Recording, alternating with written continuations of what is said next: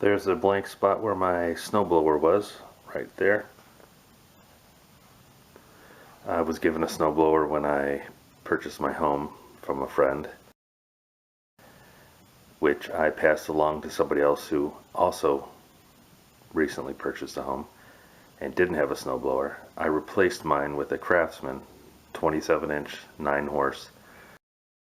Seemed like a good deal at the time, but it wasn't, because ergonomically it sucked. It was like trying to push a furniture dolly when you went into a snowbank, and you couldn't get any leverage. So as strong as the engine was and as wide as the auger was, it wasn't really not very useful. So today I'm going to pick up used John Deere 828 off of Facebook Marketplace.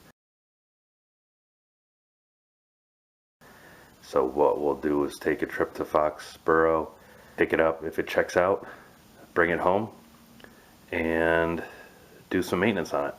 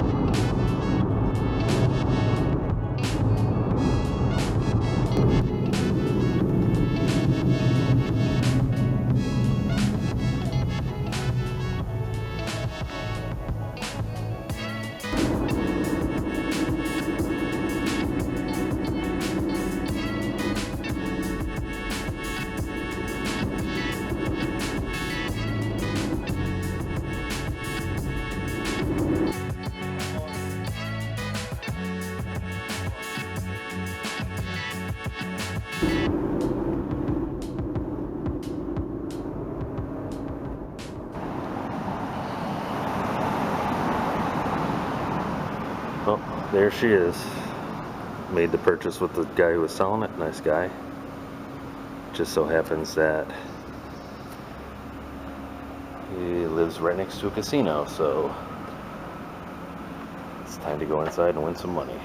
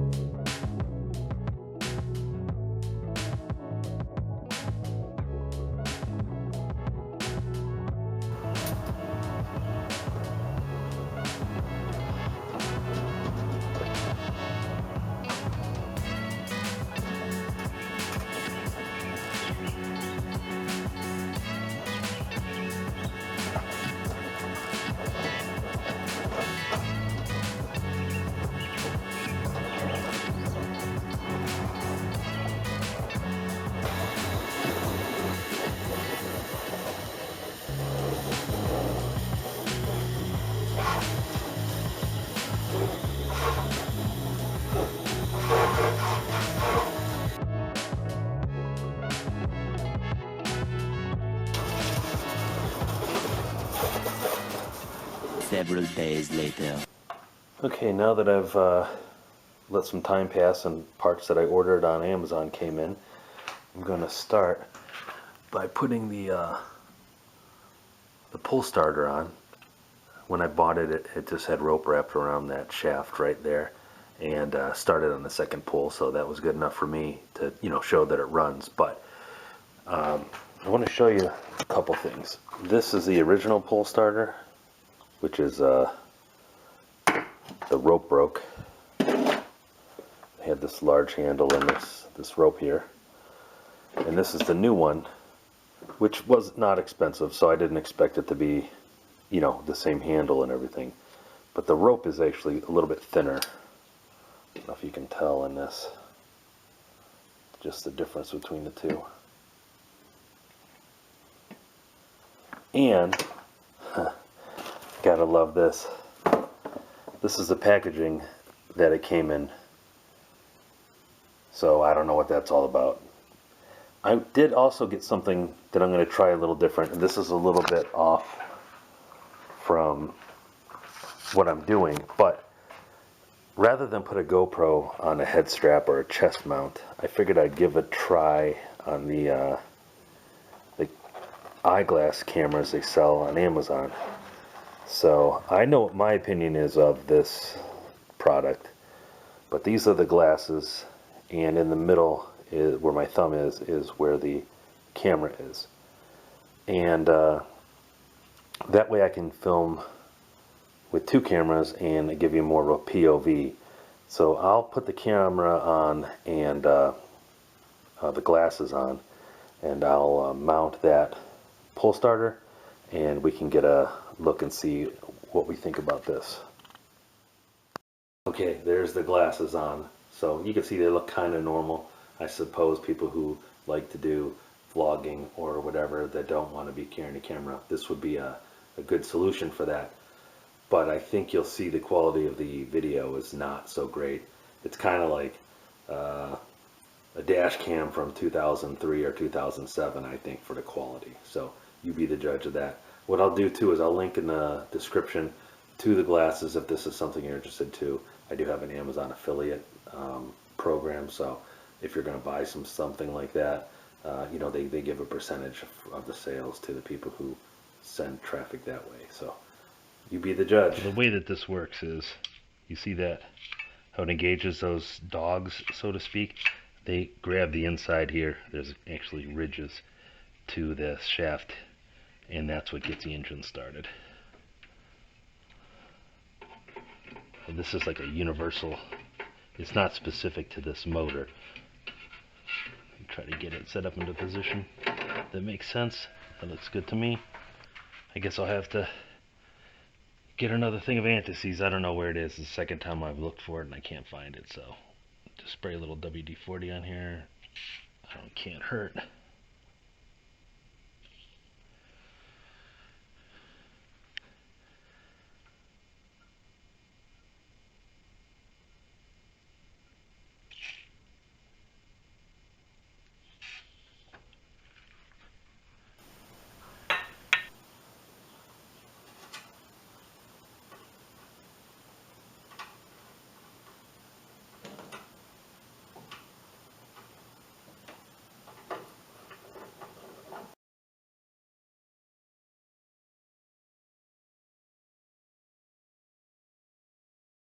Alright, let's see if this makes the engine engage.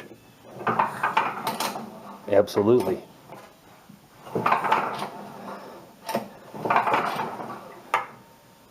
Alright. Now that that's on, we can move on to the next part. Because I'm going to be breaking this snowblower in half, and it'll be folded and tilted in different directions, I'm going to do it with the gas tank empty, and I'm going to empty the oil because it definitely needs to be changed. And I don't want it going up into the cylinders while the engine's sideways or whatever angle it's going to be at. But I figured I'd show you the, first of all, the fuel. So this is obviously a fuel tank, but this is it's been emptied out, and I changed the fuel shutoff to the kind that I have in stock. I bought some on Amazon along with fuel filters. But the cool thing about this carburetor is I was going to drain the bowl, and you see this little screw here? If you press that in, you can drain, press it up. Hopefully it should be empty. Hopefully nothing comes out, but yeah, you see that movement? When you press it up, it empties fuel, so I didn't have to take anything off to remove the bowl altogether, and hopefully that works. We'll see if it starts up and runs fine, but that's the fuel. The fuel system's been emptied, and now I'm gonna change the oil out. And before I put new oil in, I'm going to do all the work to the belts and the skidders on the front, and then I will put oil in. So, but what I'm going to do too is I'm going to put a piece of tape right here that just says no oil so they don't forget.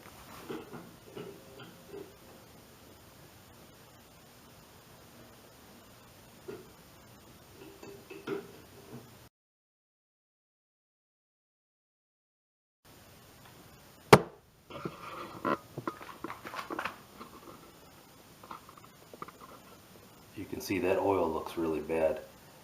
It looked bad on the dipstick too, and the dipstick is really stained, so I'm pretty sure this thing hasn't had a whole lot of oil changes, or at least not on a regular basis. So hopefully there's no permanent damage done. It seemed to run fine, so we'll see what fresh oil will do.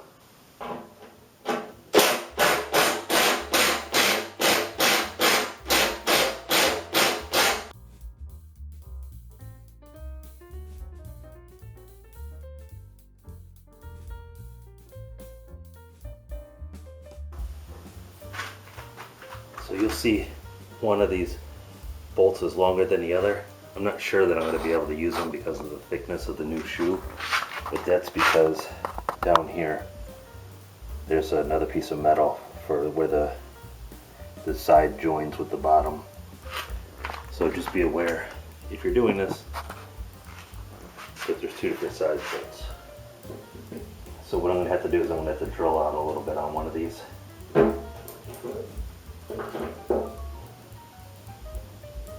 Which I was expecting, so because it pushes, most of the force will be going this way, I'll drill this backside.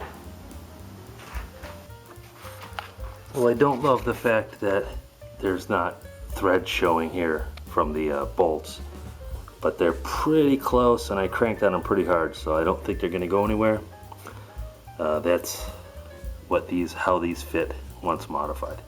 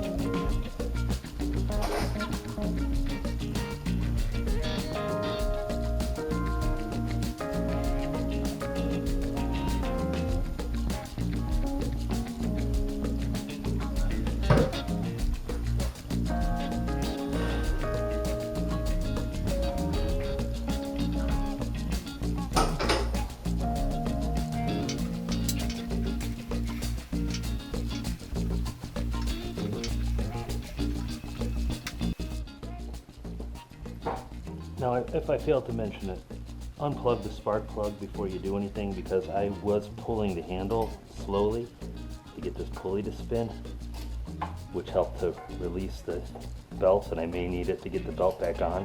And the last thing you want this thing to do is fire up. I already emptied the fuel. This thing not going to start up, but you never know. So better safe than sorry.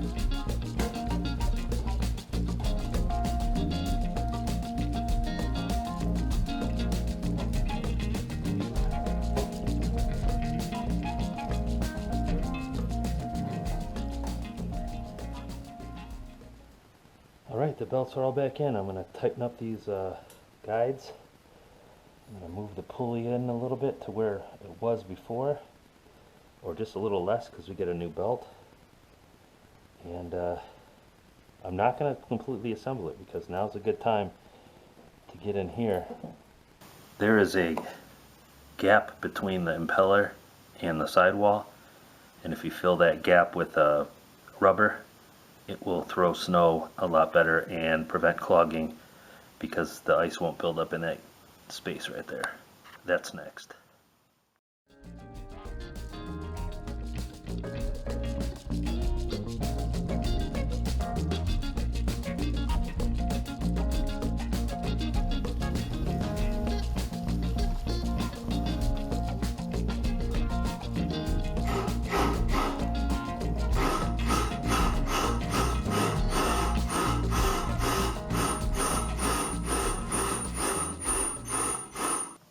I'll spare you the struggle of the battle, but here's a pretty good tip.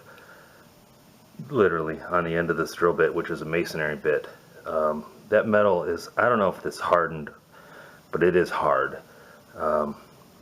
Masonry bits are great for breaking through, so I was having problems with my regular Milwaukee bits, and this masonry bit went right through that.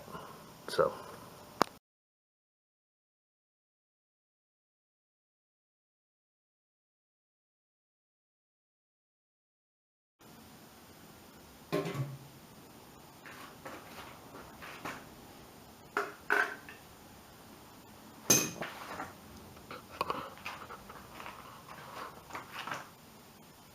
that doesn't look too bad.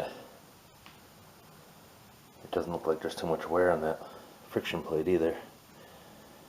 And this rubber's in good shape. So what I wanted to do was give this a once over before I put oil in there. As you can see, I marked it that there's no oil. I'm going to start it up, and then I'm going to spin the impeller to get the to shave the rubber off, and so you'll see what that looks like in a minute.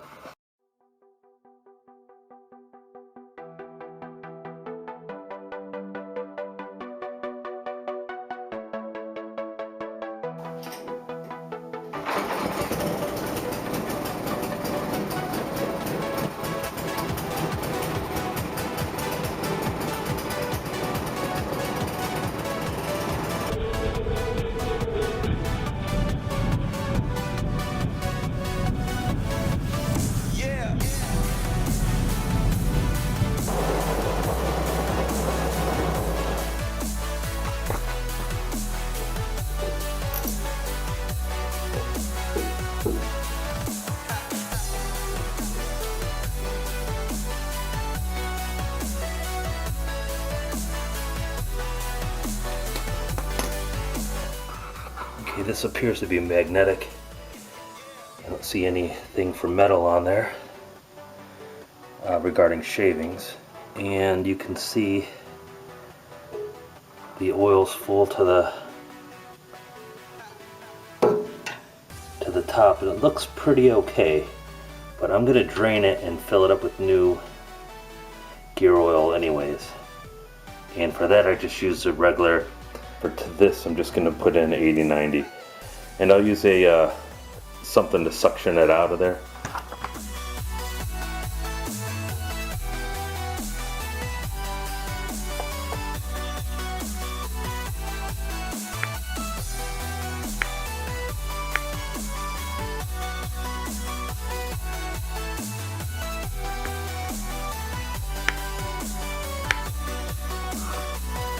Okay, so I'm going to wrap this up before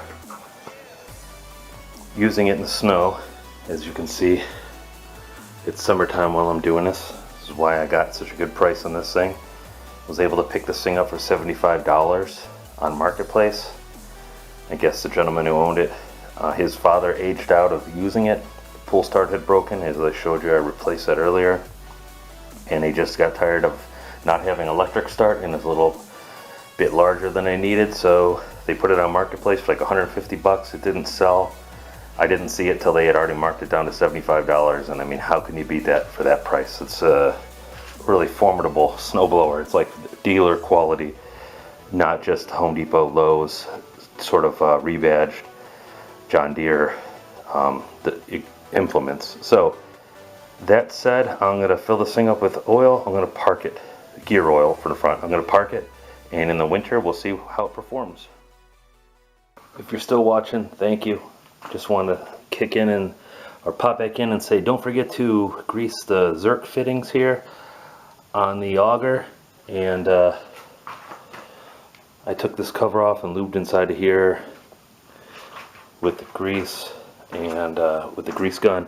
And this spring here, I noticed, likes to not fully open up without a little bit of lubrication. So